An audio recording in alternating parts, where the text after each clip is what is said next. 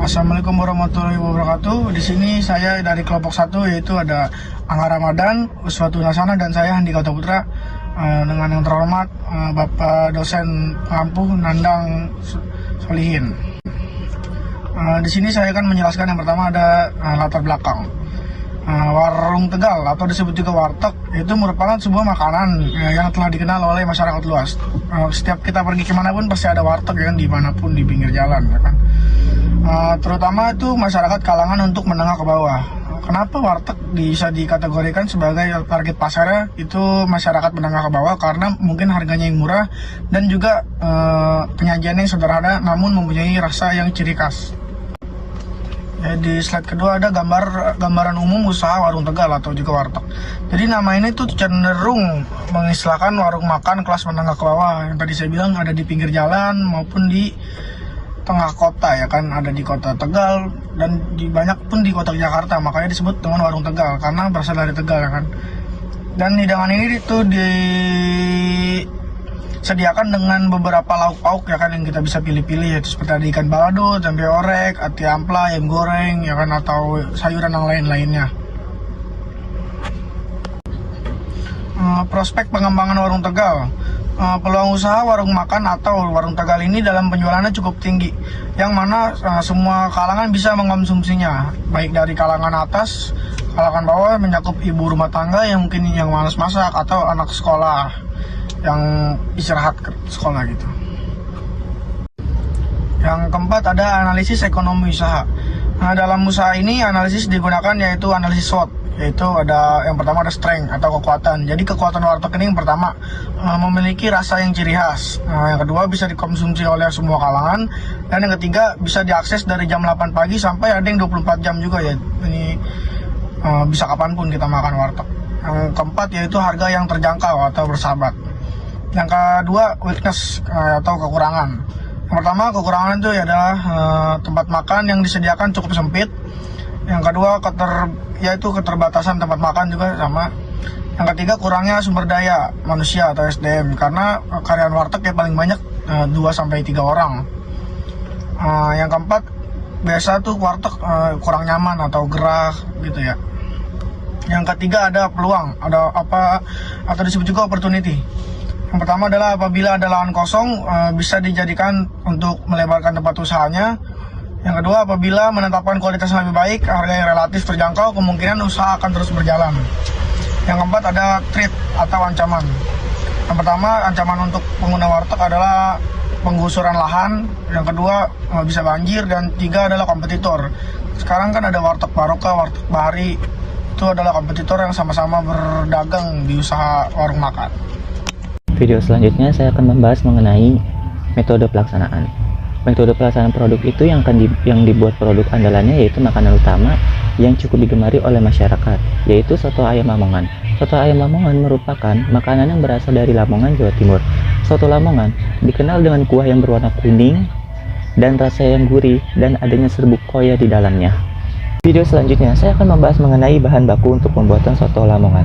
Yang pertama, ada 1 ekor ayam kampung dibagi menjadi 4 bagian, lalu dicuci dengan bersih. Yang kedua ada 2 liter air untuk merebus ayam, ada 3 sendok minyak sayur untuk menghaluskan bumbu-bumbu, ada 2 batang daun bawang yang sudah dipotong dengan kasar, ada 2 batang serai yang sudah digeprek, ada 3 lembar daun jeruk yang sudah dicuci dengan bersih, ada 3 lembar daun salam yang sudah dicuci dengan bersih, ada 3 lengkuas yang sudah digeprek, dan 5 siung bawang putih yang sudah dihaluskan, 3 siung bawang merah yang sudah dihaluskan, 4 butir kemiri yang sudah dihaluskan, ada 4 kunyit yang sudah dihaluskan, 1 jahe yang sudah dihaluskan, dan 1 sendok merica bubuk, 2 sendok gula pasir, 2 sendok garam, serta 5 buah kerupuk udang yang telah digoreng, 5 siung bawang putih yang sudah digoreng, 25 gram sun rendam dengan air panas, dan 2 buah tomat yang sudah dipotong dengan kasar, ada 50 gram kol yang sudah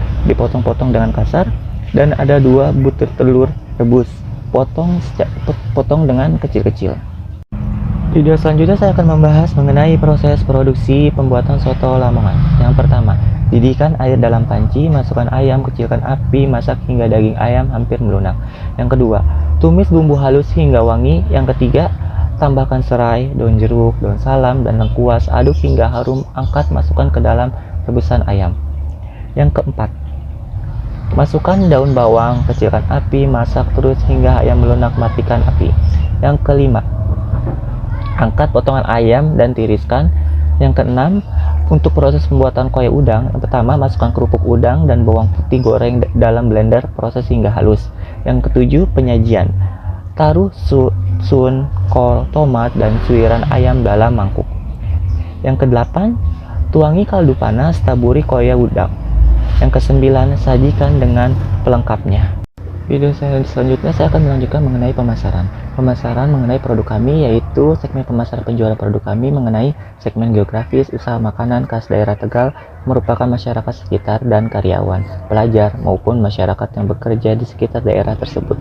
Yang kedua, segmen demografis. Karena usaha ini berfokus pada makanan khas Tegal, target dari usaha ini adalah segala usia serta tidak membatasi jenis kelamin. Bahan-bahan untuk membuat makanan juga mudah didapat, sehingga usaha ini tidak menargetkan kalangan tertentu, baik dari menengah ke atas maupun menengah ke bawah. Yang ketiga yaitu faktor psikologis dan perilaku. Targetnya adalah peminat makanan yang cepat, murah, tradisional, dan sehat. Selanjutnya saya akan membahas mengenai tempat produksi dan strategi pemasaran. Tempat produksi dilakukan di Kelurahan Tegal Alur, Kecamatan Kalidaris, Jakarta Barat. Strategi pemasarannya yaitu segmenting, terdiri dari 3 bagian. Yang A, geografi, menggunakan rumah yang dikelilingi oleh lingkungan yang ramai, dekat dengan sekolah, dekat dengan konsumen, dan dekat dengan pabrik-pabrik industri. Yang B, demografi, konsumen yang dituju adalah segala kalangan, baik kalangan menengah atas maupun menengah ke bawah. Yang C, yaitu psikologi, targetnya adalah peminat makanan berat, murah, dan enak. Yang kedua yaitu targeting. Targeting dari usaha makanan ini adalah untuk melayani semua orang, khususnya masyarakat menengah ke bawah serta konsumen masyarakat di sekitarnya. Yang ketiga, positioning. Produk yaitu warung Tegal atau sering disebut juga dengan warteg. Pemasaran para pelanggan, golongan masyarakat umum, anak-anak, dan karyawan di sekitar. Manfaatnya itu kualitasnya baik, mengenyangkan, dan menyehatkan. Harganya sesuai dengan kantong masyarakat menengah ke bawah. Usulan nilainya yaitu dengan mutu yang baik dan harga yang terjangkau. Strategi positioning berdasarkan mutu atau harga.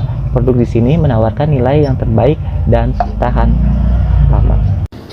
Di sini saya akan melanjutkan presentasi dari teman-teman saya, dan di sini saya akan menjelaskan target luaran, yang mana target luaran itu memiliki 3 poin.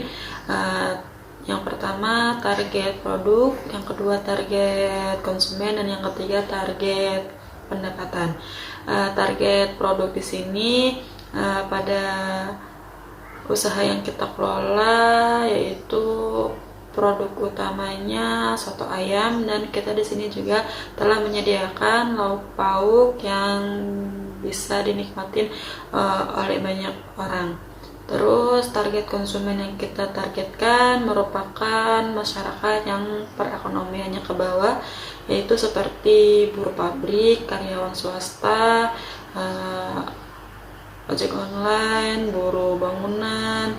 Terus target pendapatan kita itu setiap harinya kita menargetkan 150 pendapatan. Di sini ada anggaran dan tim manajemen, yang mana rencana biaya usaha atau biaya operasional di sini memiliki bahan baku yang mana terdiri saung, lengkuas, kunyit, jahe, bawang putih, tomat, daun jeruk, bawang merah, daun bawang, daun kemangi, serai, lada halus, kaldu bubuk, air, garam, ayam, dan sambal. Sehingga bahan pokok ini telah mengeluarkan biaya 38.500. Di sini ada bahan bantuan dan organisasi pelaksanaan personal. Bahan bantuannya itu terdiri dari gas, wadah, sama plastik. Terus organisasi pelaksanaan personal itu memiliki 3 personal, yang mana Ibu Sari itu sebagai pemilik pengusaha atau pemilik warung, Mbak Novi itu sebagai karyawan, dan Mbak Nabila sebagai karyawan.